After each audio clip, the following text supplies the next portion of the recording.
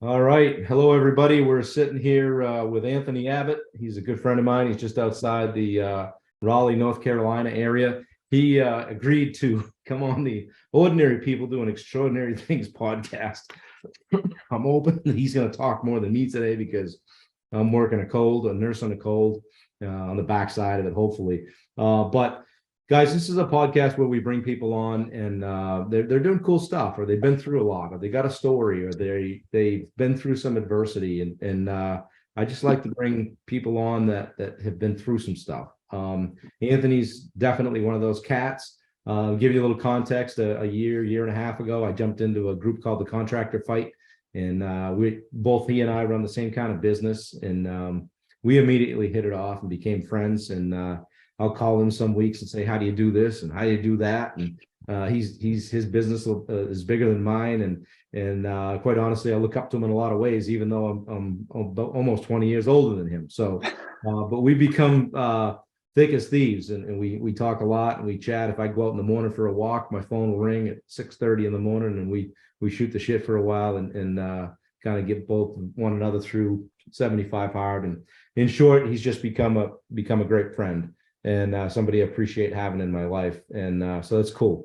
But I wanted to bring him on. We had a conversation the other day and kind of about upbringing and, success and, what you dealt with as a kid and all that stuff. And so many people have dealt with so many things. And Anthony's one of those guys, but he doesn't let it define him. And he kind of shared some things with me the other day that I didn't really know. And I'm like, wow, that now I look at him and I think all that much more of him because he doesn't lead with it. And he just shows up every day and keeps doing what he's doing. So Anthony, thanks for being here, man. Yeah, thanks for having me on. Way to talk me up and make me blush. Now you got to perform, right? Yeah, that's right. Now the bar's set high. No, it's an honor. It's a pleasure to be here. I appreciate the invitation, and hopefully my story will help some others that are tuning in. I know it will. I know it will. Well, take a second, and I said a lot of things, but fill in the blanks, things that I left out, kind of who you are and where you're at, what you're up to, and family and all that jazz. Yeah, so I'm a 34-year-old crusty veteran, war veteran turned general contractor. I run a high-end remodeling business just like Bob does. But I'm married to my beautiful wife, Lindsay, of 10 years, and I have two awesome kids. Ethan is 8, and Ashton, my daughter, is 2. So we stay busy. On top of that, I'm also a newly ordained minister. So I'll be stepping out into the ministry field at some point in the future. And I lead a busy life, but I lead a good life too. I'm active in a lot of different things and always looking to help people when I can. That's good. I can attest to that because we're in it's called the Battleground Group, and there's probably 300-400 people in it. But Anthony's one of the guys that you would look at as an upper level member mostly because he helps people, and that's really cool. So a lot of people look up to you and respect you in the group. So let's talk a little bit about business before we back up and talk about how you got there. Kind of what size business do you run, and what's an ideal project for you, and what's a typical day for you? Yeah, so when it comes to size, this is the one that throws a lot of people for a loop. They hear, what my sales and my revenue is like. Last year we did over 3 million in sales, which is humongous. I mean, amazing to me. I'm terrified because I got to produce that sometime within the next year to year and a half. There's a wait list for sure, but so that's one way to look at size. But the other way that just kind of confuses people or just kind of surprises them is to hear that I'm the only employee. It's just me. So I run all subcontractors. Now, granted, a few things I farm out, like bookkeeping and accounting. Yeah. I don't have to dig into my QuickBooks a lot. I used to, and that's fine, but it's just one less thing off my plate. I have a great firm, working with me to run like some Google ads and stuff like that. I'm surrounded by awesome people that help me along the way. So while I'm the only employee, I do rely on a lot of other people to make this business what it is. So you put together a pretty good team. Yeah. Yeah. And it's constantly evolving. I'm always looking to, meet new people, build great relationships, add value to their life and to their business. And in return, they tend to want to reciprocate that naturally. Yeah, and you've kind of extended that into your church stuff too, right? I mean, Yep. this is kind of the life you live. Yep. That's it. It's, about 2 years ago, it was almost right around 2 years ago, I began this incredible mindset shift to where it's a loss of self. You see that in Christianity too, death to yourself and living for the Lord. But in my humanistic, worldly life and with relationships with others, shifting from thinking about myself to thinking about other people, and becoming more selfless. I always thought I was selfless, but 2 years ago, I saw a light bulb and had that aha moment. And I said, I really need to focus on pouring into other people. And because of that, my life has become a lot more fruitful and fulfilling. That's pretty cool. I know you went back to school or went to school, got your degree. Yep. What these guys don't know is Anthony, in the process of building this business, pulled a 4.0 GPA. That's pretty Yeah. impressive. How'd you do that? A lot of late nights. So when I first went to school, let's see, it was October of 2018 is when I first started my degree. And Lindsay, my wife, wasn't too thrilled about the idea of me doing that because I was already so busy. And I told her the deal was that I wouldn't work on schoolwork until the evenings.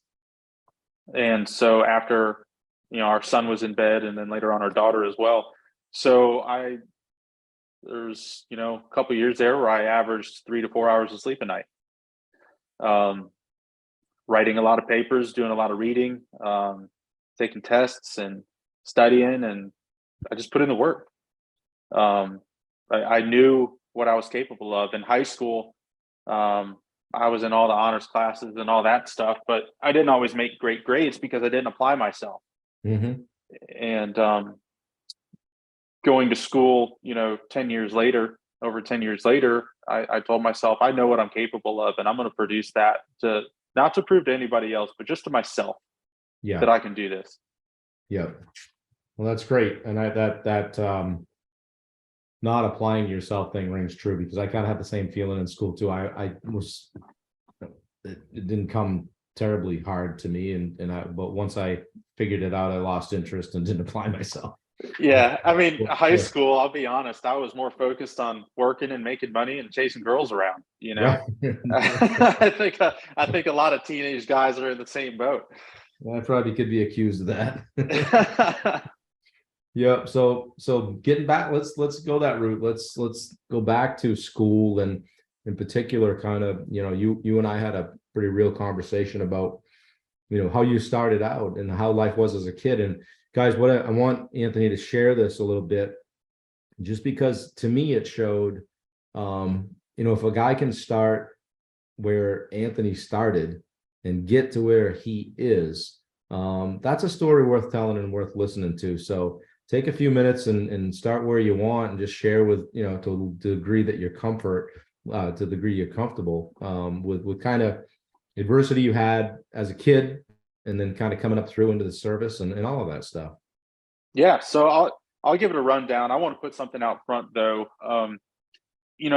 I've always had a frustration with people that use a bad childhood, if that's the right term, or a poor upbringing, not only do they lead with it, but they also use it as an excuse for poor behavior.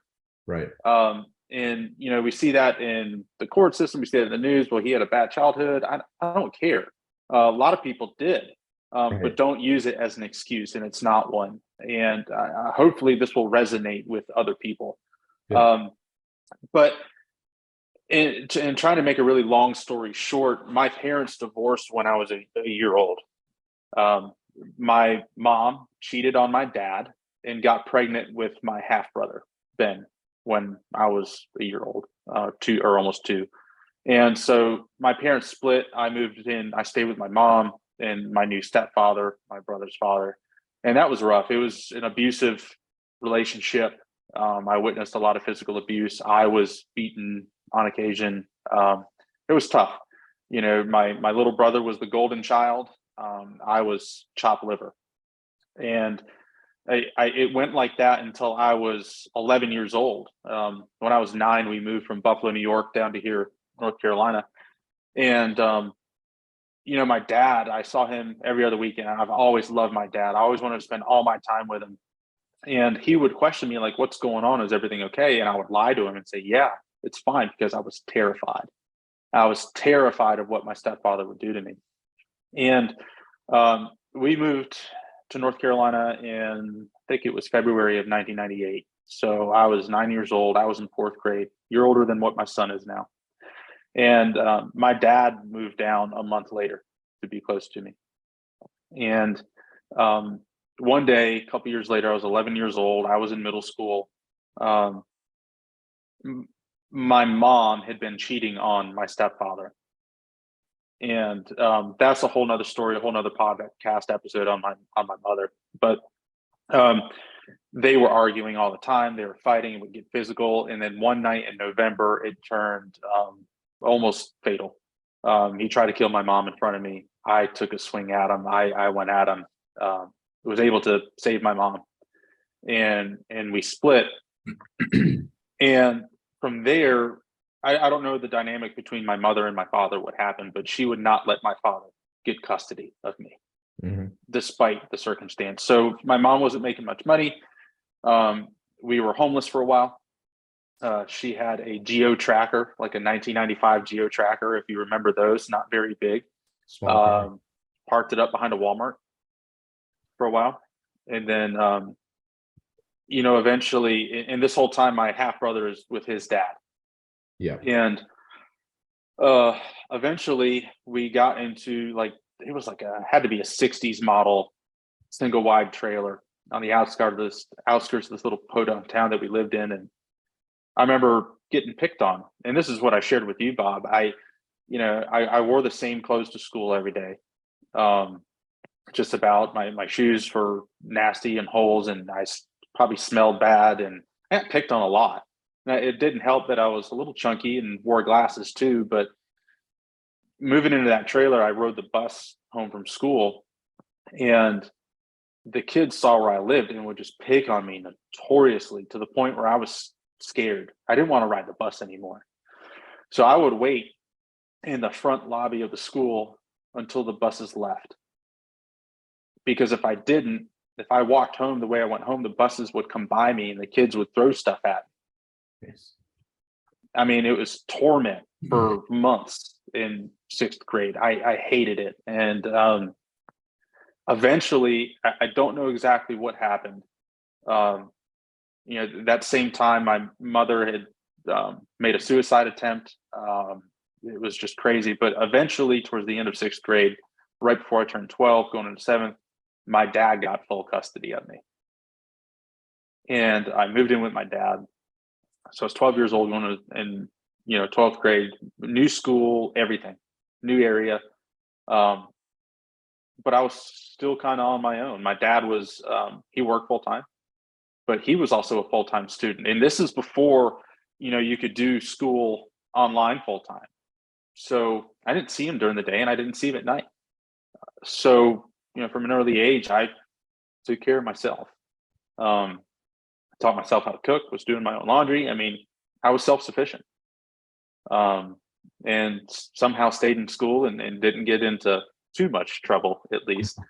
But that was my early childhood. High school was, I think I had an average high school experience, really, and nothing crazy about it. I was a pretty good student. Chased girls around, started smoking cigarettes and drinking during high school, like a lot of guys do. And then I graduated, and from there I went in the Army. What point did that's some heavy stuff, dude. Nobody should have to deal with that. But At what point did you start to feel you were getting on top of it? You know, like, okay, nobody's going to be bullying me anymore, and, I'm going to write my own story. I don't think that came until later. Um, Even after I moved in with my dad, I had a lot of self-confidence issues. Mhm. I became so self-conscious about material things, what I was wearing, Yeah. my physical appearance, what I looked like. I grew up, I had this horrible self-image of myself.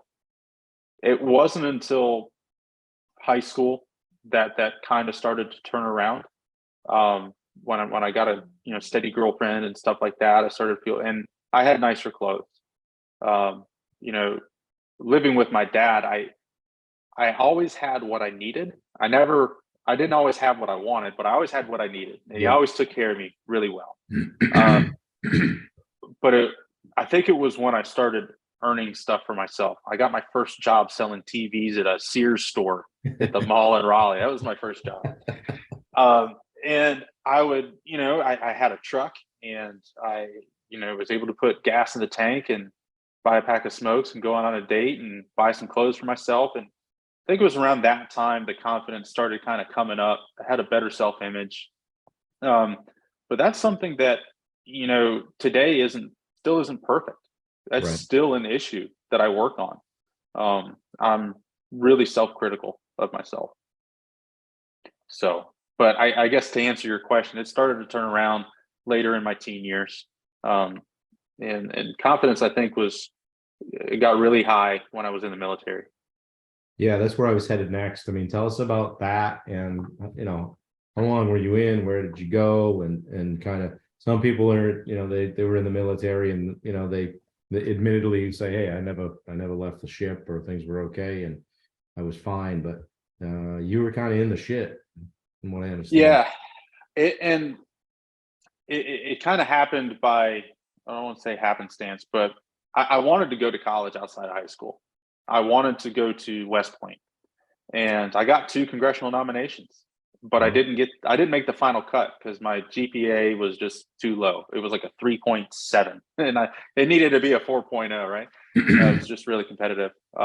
I got into a lot of other colleges. Got into the Citadel, VMI, Texas A&M, which is where I really wanted to go, um, but I couldn't afford them. My dad was not willing to pay for my school, which I was frustrated about for a long time, but I'm glad he didn't.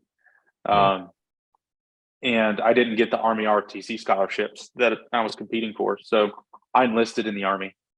Um, I left right out of high school, right after I graduated.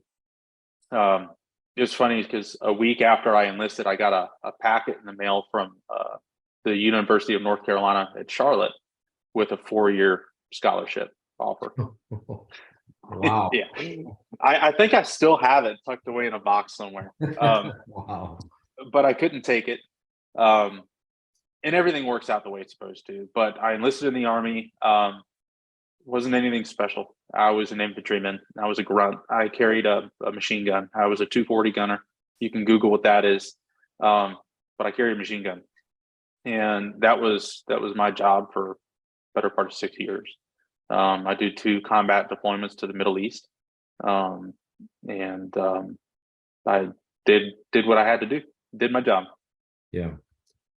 And coming out the other side of that, talk about the transition, from, I've hired guys in the past that have been in the service, and they're really squared away, but sometimes they can have a lot of stuff they're dealing with.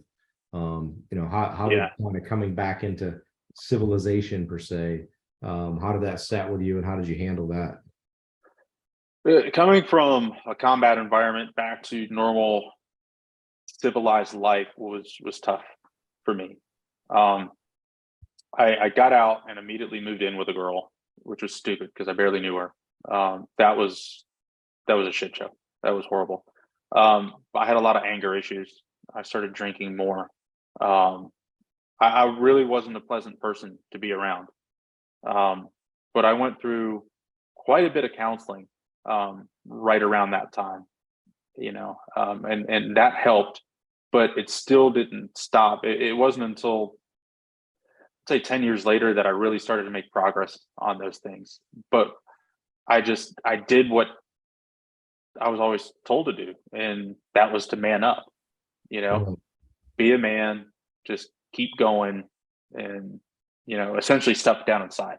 In the military, you were seen as weak if you talked about issues or feelings, or I mean, even if you were sick, physically sick, it's like put on your boots and go to work.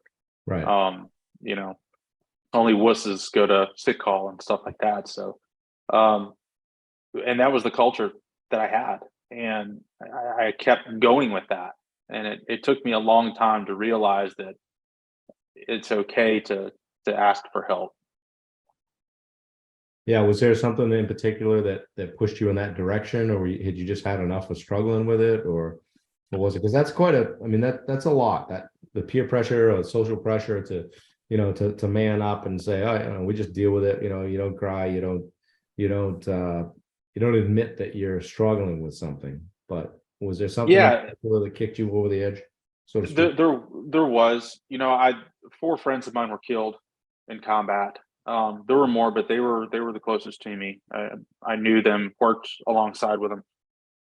But after we got back, it was, I think, less than a year later. Um, my first buddy took his own life.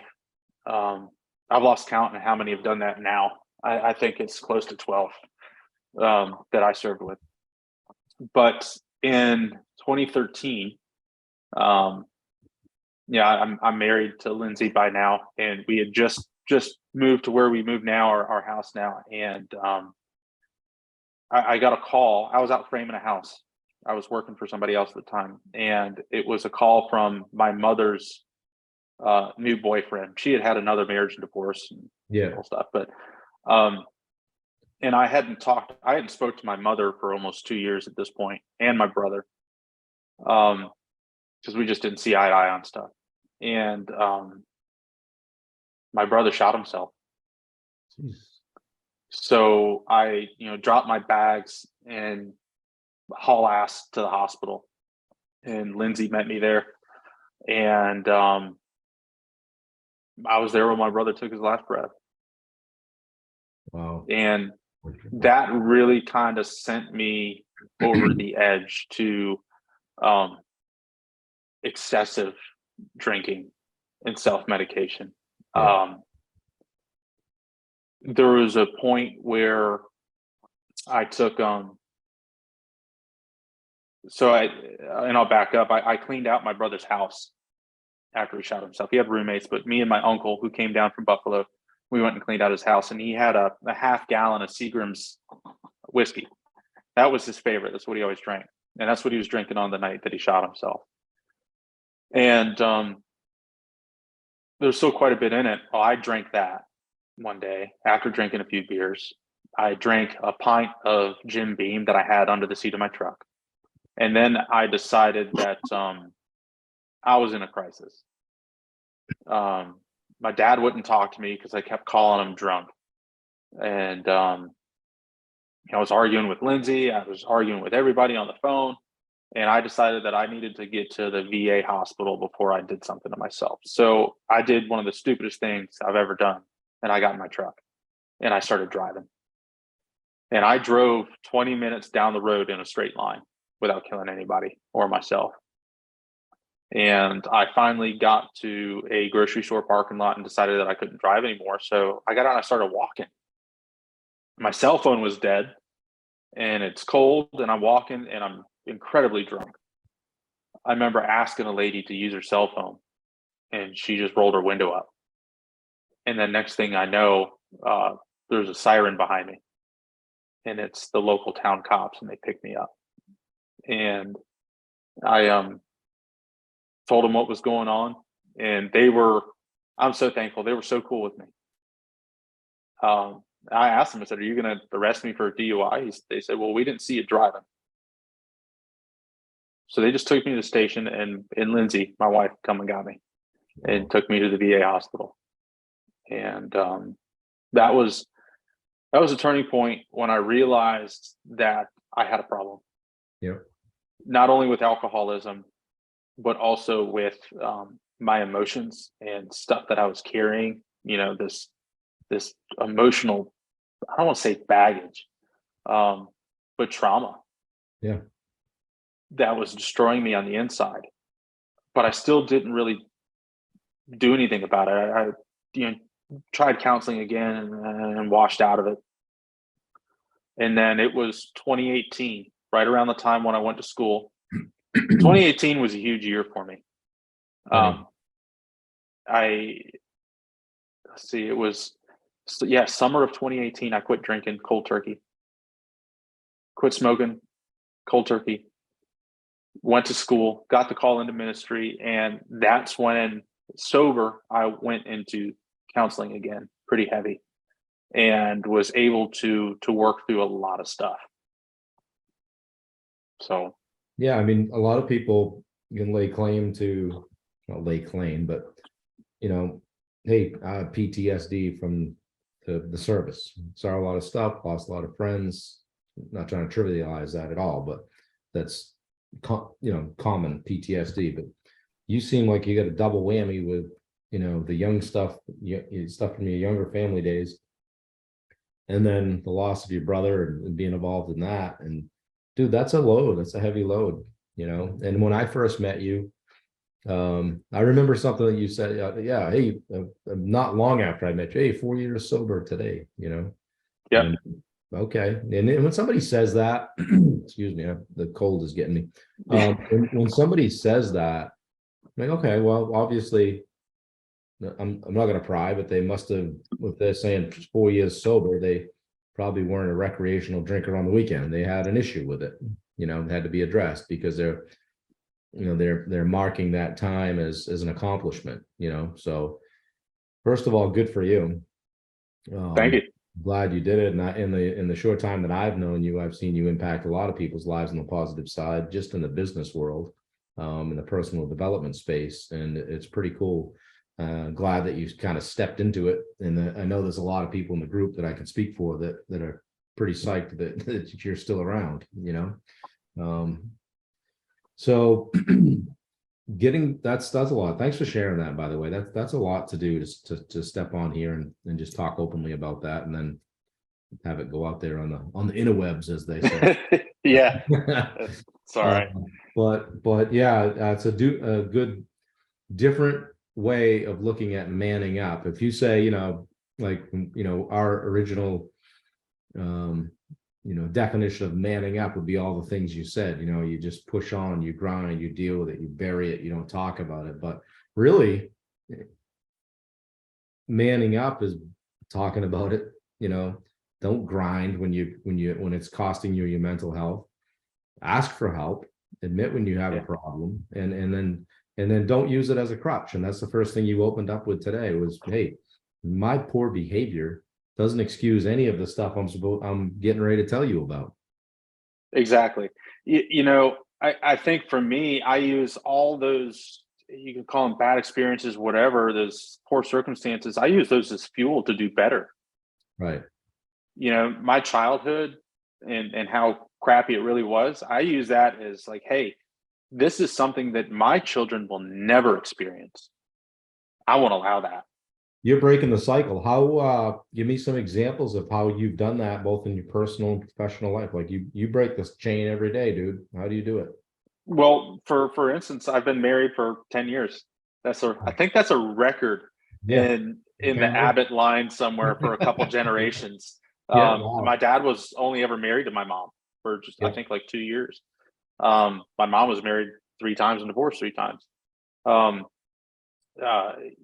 So that's one, and I'll be with her until she tries to kill me one day. I mean, she won't divorce me. She'll kill me. I promise. She's right behind you. That's right. She's actually right up above me. She can probably hear me. But in that, trying to be the most present dad that I can be, I haven't always been able to do certain dad things with my kids as I'd like to, but trying to be creative with it. So I really put a lot of focus on being present with my children. Even when I can't attend, like when my son was in karate, I couldn't do that all the time. trying to find other ways to let him know that I love him and that I want to be with him. Right. That's the biggest thing for me. Yep. My dad did that for me when I was a kid. So you My- get some good behavior modeled. Yeah, definitely my father. Yeah. Not so much of my mother and the stepfathers that I had. So just trying to do that, trying to let my son know that, it's okay to cry at times. Yeah. It's okay to talk, that you can talk to me. You can ask me anything you want to ask me, and I'm not going to judge you. I'm here to help you and to guide you and to lead you. Right. And I'm here to father you. And I'll have the same sort of conversations with my daughter as she grows. But I'm trying to teach him how to be what I think a real man should be. And part of that is emotionally healthy. Right. It's unhealthy for us to bury stuff. Avoidance only makes things worse. Right. I can attest to that. Eventually it comes back up. It always kind of flushes out, Yep. Well, what are some of the things that you do today, or even on a daily basis, to stay on track emotionally and mentally and physically and the whole gamut? So physically, I'm currently in phase 2 of the Live Hard program. Based off of Andy Frisella's 75 Hard. So yesterday was day 15, so I'm halfway through phase 2. That's the physical part. I try to eat right. I don't always do great when I'm not on the program, but when I'm on the program, You've lost some weight. You've lost some weight Yeah. recently. How many Yeah. pounds? 50. 50. I just 50. Yeah. 50 down from the beginning of August of this past year. Down 50 pounds. So yeah, on a daily basis, what are the things that you do to keep that ball rolling? So first thing in the morning, after the kids are ready for school, Lindsay takes them to school. I pick them up. So they leave for school. I'm out on the road with a 40-pound vest on, and I'm hoofing it. And usually I'm on the phone with you, my buddy Chuck, my neighbor, and that's part of what I do too. Is I keep regular contact with the people that are in my circle, and it's a small group. I don't talk to everybody every day, but usually at least once a week, once every 2 weeks. Yep. So I focus on surrounding myself with like-minded people, people who are with similar values and goals. And, they say a rising tide raises all boats. So yeah, that's what I look at. I try to surround myself with people that I want to be like, and not with trash. Not to call anybody trash, but I think you know what I mean. Trash out there. Yeah. I have no problem helping people, but I don't want to surround myself with negative people. I always say you are what you surround yourself with, right? Yeah. I mean that because we hear this all the time, and I'll say it again. You are the average of the 5 people you spend the most time with, right? Exactly. So I surround myself with the people that I want to be like, people that I'm proud to call my friends. I have very few friends, and you're one of them. And I have a lot of acquaintances. Yeah. But I'm not that close with a lot of people. Yeah. So I do that. I make sure that I spend time with my family, my wife and kids every day. I work hard in the business, but I work hard at home. I'm not a perfect father. I'm not a perfect husband by any means. That's a constant work in progress. You can ask Lindsay and she'll probably tell you all about it. But for me, there's also a spiritual aspect. So I pray regularly. I serve my church regularly. I read my Bible regularly. Those are all things that I do on a daily basis to keep me. I don't want to say keep me on the top because I'm not at the top. I haven't arrived, not yet. But they keep me on the right trajectory. On track. Yep. Well, that's a lot of stuff. Thanks for sharing all that. It's a pretty cool story. And I thought man. a lot of here when we were talking, I'm like, oh my God, why are you not on my podcast? So, let's switch back to business for a minute. So I think this is a cool story because nobody handed you your business. You went out and started banging nails and framing and started on your own at some point. What would you say to someone that's considering, making the jump and starting their own business, or, what are the hurdles? What do you wish you knew when you started Greystone Remodeling? So, yeah, it was a rough start when I got started. I wish I would have known that there are people out there that are willing to help. Mm-hmm. I started it by myself. I had no one to guide me, no one to teach me. I did the research. How do I start a corporation? I did all the paperwork. I focused so much on doing things on my own. But there are people that will help you and that care about you. So find that help. Yeah. We're part of an awesome community of people that do that with the contractor fight. Yeah. I owe a lot to that organization right there. I found it sooner myself, just because it really, even beyond the business side, kind of catapulted me into working on me. Exactly. The personal development, the self-development part of it is huge. And that's the 2 years of growth that I've had with that has been amazing. And Lindsay recognizes that. She sees it. She makes comments all the time about how I used to be and how I am now. I think the other thing I would say is build your brand and market yourself. Yeah. When I started my company, I didn't do that. And it put me in a tough spot. I mean, I wasn't making money. How do you build your brand and market? What do you do? So one is that I have a website, a good website that, when people look at it, they know that I don't build crap. Right. We're high end. So it speaks to the right people, pre-qualifies a lot of people. The social media thing, I'm getting there. That's like my weak point. I don't post consistently, but when I do post, I try to make it quality, quality post to either engage, entertain, or educate a client, potential client. And then just the way that I carry myself, the way I present myself within the community, and with my clients, it's all part of building that brand. So do you have any, you're doing this, literally, like, I think I ask you like once every 6 months, you really do all that by yourself? Yeah. I got people all around me going, hey, and I'm looking for employees. And so it's been an inspiration to me to see you do what you do on your own and how you do it. And not only how can you tell these guys, like, literally to the hour, like how you run your day? I've been impressed with you. Yeah. Your day structured, and it's pretty awesome. Can you speak to that for a minute? Yeah. So around 6:30, 6:40-ish, that's when I set out to do my 45-minute walk. I get home around 7:30 in the morning.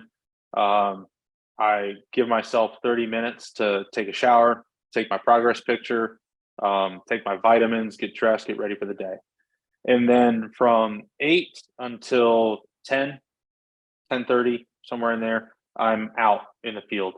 If I need to be on a project, that's the time I go out. I like to be out there in the morning. That way my subs or whoever's out there can ask me any questions. I can make sure they're set up for success that day. So that's my time to do that. If I don't have to go out into the field, then I'm in my office like I am right now, catching up on paperwork, following up with leads and stuff like that. But once I get back from the field, I focus my time on exactly that. Any paperwork, whether I'm ordering materials, applying for permits, coordinating with subcontractors or vendors, following up with leads, doing sales calls, sales consultations on the phone. I do all of that up until 2:30. And then from 2:30 to 3:30, Monday through Friday, every week, without fail, I do a role play. Sales role play? Yep.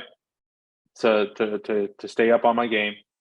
And then at 3:30, that's the end of my quote unquote work day.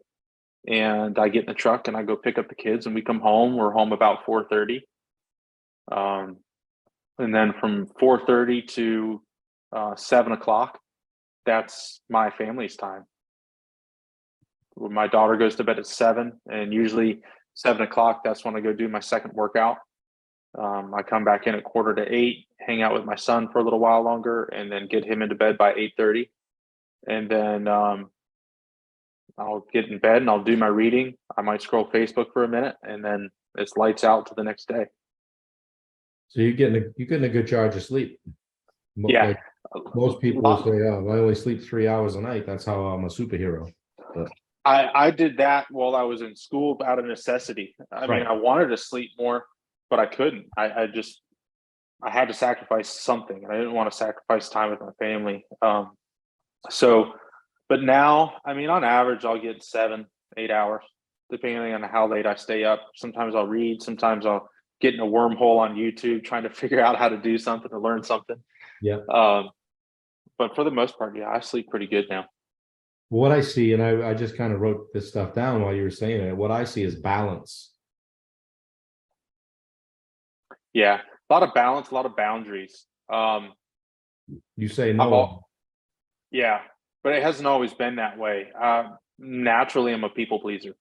Yeah, I like to say yes to everybody. I Yeah. don't want to disappoint people. But it wasn't until I started saying no, and that's part of that mindset shift that started 2 years ago. The ability to say no and getting comfortable with saying no to people, and sometimes saying no to myself. That's been empowering and super important in living that balanced lifestyle, is having those boundaries and being able to say no with love. When people ask you to do something or to help or to do this, there must be some boxes, or a job or whatever. There must be some boxes, some things need to check. Like, what's a hard no for you right now?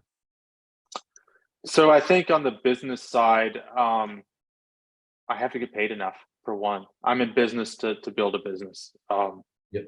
You know, I do charitable work with the skills and talents that I have, but that's different.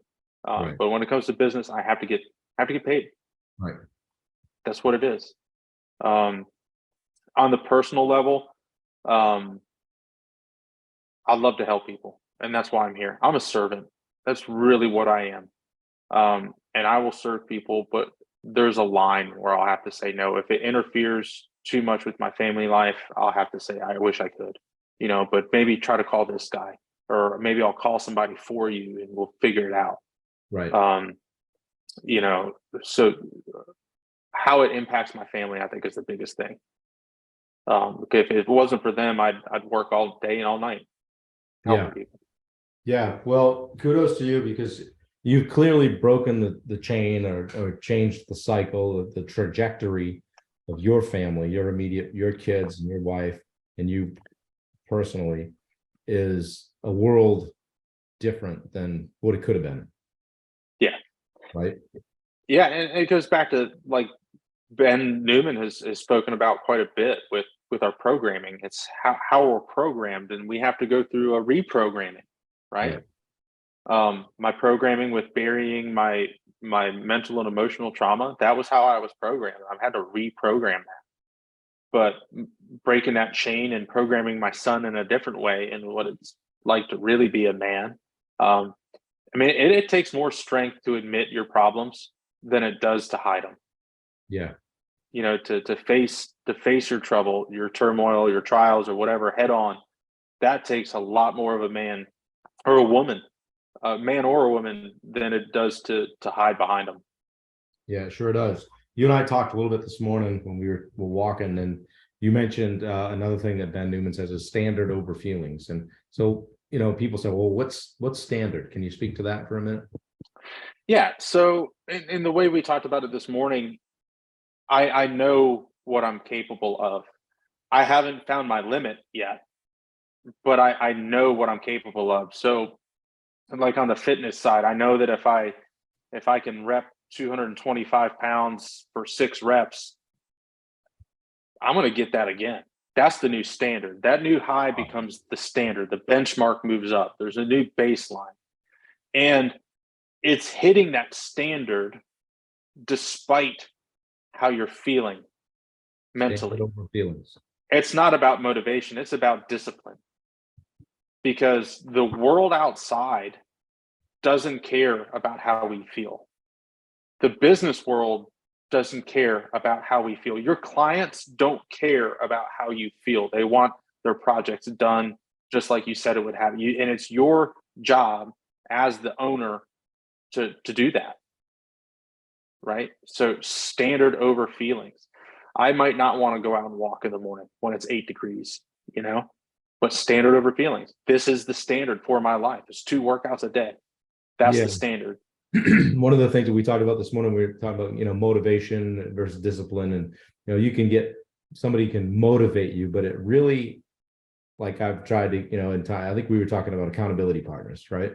And Yep. I get, different people that, would do that with me. And it's not until you realize that you got to do it for yourself. You're doing it for you. Like, just because like you and I really aren't accountability partners. I'm doing my shit. I know you're doing your shit. Like, Yep. we're not even there. We're like way above that. Yep. But we were talking this morning and I was like, that accountability partner stuff, like you got to get to a point where you don't need that. I don't care what other people are doing. It's not, I don't care, but you know what I mean? It does not affect me. It doesn't influence me. This is my discipline. This is what I've decided I'm going to do. And really all that's left to do is execute it. Yeah. It has to come from within yourself. Because Yeah. at the end of the day, no one is going to go on that walk for you. No one's going to go lift that weight for you. No one's going to make that sales call for you. No one's going to have this meeting for you. No one's going to have this tough conversation for you. It has to be you. Yeah. And whether you want to do it or not, it still has to get done. Because if it doesn't, then you have no excuses for not being where you want to be. Yeah.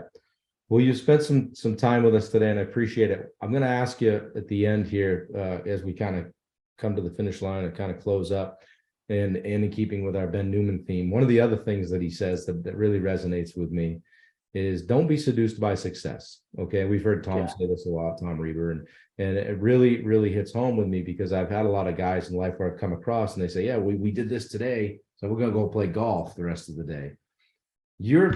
You're sitting there in your office. You've got a very successful business. I know that you got a few bucks in the bank, so you feel like you could take a breath, right? You're like, okay, how do you prevent yourself from being seduced by success? What continues to get you up every morning? How do you walk through that door, sit down at the desk, and execute these days one after the other by yourself? Without just pause button saying, I'll go easy today. Yeah. And Ben Newman says that. Tom Reaver says, don't take your foot off the gas. Right. And because if I let up and I'm going to lose momentum, I'm going to lose traction. Right. Yep. I'm going to end up slacking off. I have to stay consistent in this stuff. Right. But I do that not only to move the business forward. I'm also thinking about retirement. Where do I want to be in 20 years? Right. Where do I want me and Lindsay to be on our 500 acre, somewhere in the middle of nowhere, somewhere. But also I have to do this as well for my children, not only financially for my children, but I got to show them. I have to model this for them. Right. So as they grow, they have this to learn from. Yeah. So, I mean, even if I was able to retire in, 5 years, which would be amazing, I would still continue to do something so my kids could see the example. So when they get into their early adult life, they have something to go on. Yeah. No, that's awesome. That's part of the legacy that I got to leave. Right. So you get to a point where you're starting to switch from, you've broken the chain, you're creating a new path. It starts to switch to legacy, and you start asking yourself, okay, what are people going to say at my funeral? What am I going to leave behind? How well have I set my family up? And if something happened to me, is everybody okay? Yeah. I mean, in all honesty, I don't care what they say at my funeral because it won't be my problem anymore. But I get what you're saying. They have that saying, there's 2 dates on a headstone, the beginning and the end, but what's important is that little dash in between.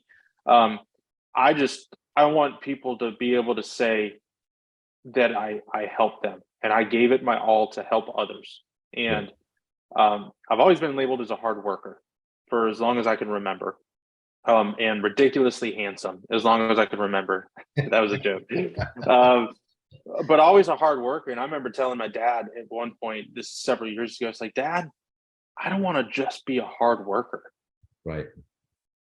There's nothing wrong with being a hard worker. We need hard workers. That's what makes our country, run. It's those men and women that are working hard to make our country run. But I want to be more than just a hard worker. I want to have influence on people. I want to help people get direction. I want to help people achieve and live the life that they can live, and help other people break chains. It sounds like you're creating a platform from which to do that with your church. You even talked with me about maybe some point starting your own church. Yeah, I don't know where God is going to lead me in that direction, whether it's going to be pastoring a church, here locally or something that's already established, or if I'm going to start one, if I'm going to plant a church somewhere and then maybe go plant another and plant another. I don't know.